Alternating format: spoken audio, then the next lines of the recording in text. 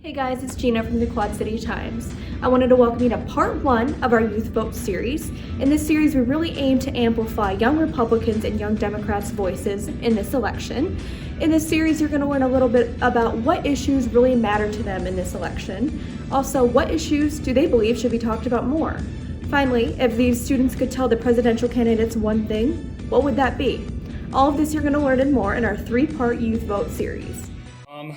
Policy-wise, I think definitely like personal liberty is definitely a big thing, and freedom, because I think I take a value in being who you are, your person being your person, being able to do what you think is right within certain legal parameters, of course, without any interference from anyone else, because it's just not necessary. It's not appropriate.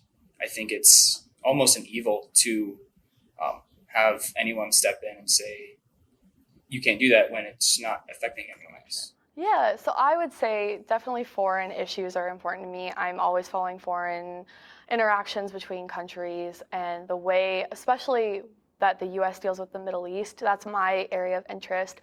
The Syrian crisis was something that really drew me into foreign affairs and has kept me there. And it's definitely expanded beyond just that at this point to other areas. I think there's a few core issues which are really important to me. I think first and foremost, it's not actually one of the more common answers you might hear, but electoral reform, like campaign finance reform, getting money out of politics, abolishing the Electoral College, things like that are really important to me. Mostly, I think, because I view it kind of as a gateway to unlock a lot of other issues that I and people like me care about.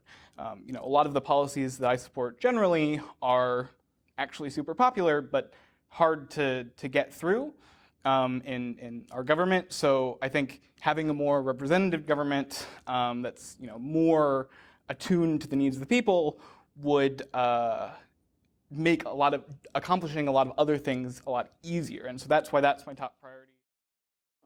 Definitely like the Black Lives Matter movement, especially with everything that's been happening with George Floyd and more recently in Kenosha. I just think it's super important that we give voices to the Black community, and it's just so important.